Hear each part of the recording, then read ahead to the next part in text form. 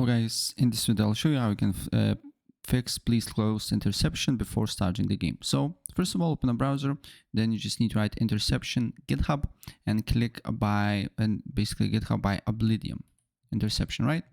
Then what you need to do here is to download it. So press download latest release and then interception zip.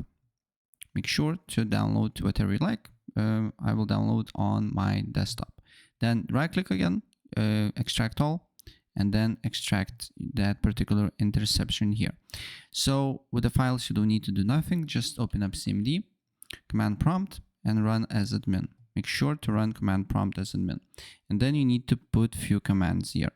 So the first command will be this one. All the commands will be in the video description below, so you can easily copy and paste. Okay, first command, and then you need to enter other command here, other command, and after that your problem should be fixed after you restart your computer.